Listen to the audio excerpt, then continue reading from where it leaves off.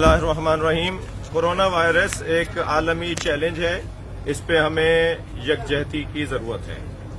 سیاسی جماعتیں، مذہبی جماعتیں، پھر مذہبی جماعتوں میں جو مسلک کی بنیاد پر جماعتیں ہیں، ان تمام جماعتوں میں ہمارے سول سوسائٹی کے تمام طبقات، اسی طرح مختلف شعبۂ زندگی کے تمام افراد کو ایک اتفاق رائے کی ضرورت ہے، اور خاص طور پر متاثرین، یعنی جن کے لیے گمان کیا جا رہا ہے کہ انہیں کوئی کورونا وائرس کی شکایت ہو سکتی ہے، انہیں ہمیں سمجھانا ہوگا، انہیں ہمیں قائل کرنا ہوگا کہ مسئلہ کیا ہے۔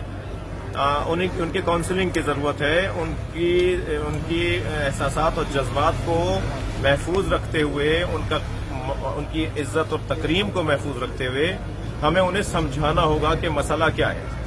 مسئلہ ایک عالمی ہے، مسئلہ کسی ایک ملک کا نہیں ہے، اور خاص طور پر جو مسافرین زیارت کر کے لوٹے ہیں، وہ سندھ کے زائرین سکھر میں لیبر کالونی کے ان فلیٹس میں ہیں، میں اس وقت وہاں موجود ہوں، اسی طرح D I Khan, D G Khan Quetta میں موجود ہیں۔ ان تمام احباب کو یہ بات باور کرانی ہوگی۔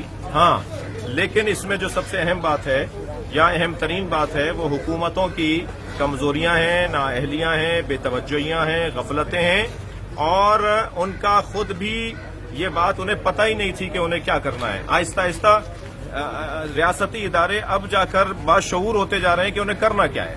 اس باشعور ہونے کے جو دورانیے میں پسا گیا ہے، کچلا گیا ہے، متاثر ہوا ہے، وہ مسافر ہوا ہے، اور مسافروں کا کیا قصور تھا؟ بہرحال ایک عالمی مسئلہ ہے، ایک طرف دیکھتے ہیں تو وہ ہمیں لگتا ہے کہ یہ ٹھیک ہے، دوسری رخ بدلتے ہیں تو وہ لگتا ہے کہ یہی بات ٹھیک ہے، لیکن مجموعی طور پر یہ بات ٹھیک ہے کہ یہ عالمی مسئلہ ہے۔ اس عالمی مسئلے میں ہم سب کو مل کر جدوجہد کرنی ہوگی، اور انشاءاللہ بہت جلد ہم اس مسئلے سے باہر آ جائیں گے۔ دعا اور توسل اور توکل کی بھی بہت زیادہ شدت سے ضرورت ہے، اپنے اوپر غور کرنے کی بھی ضرورت ہے، ہماری کوتاہیاں ذاتی کیا ہیں، اجتماعی کیا ہیں۔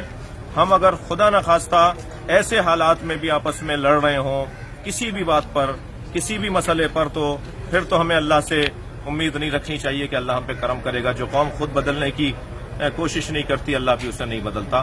اللہ ہم پہ رحم کرے اور ہمیں اس مسئلے سے نمٹنے کا موقع، توفیق، طاقت، توانائی عطا فرمائے۔ بہت شکریہ۔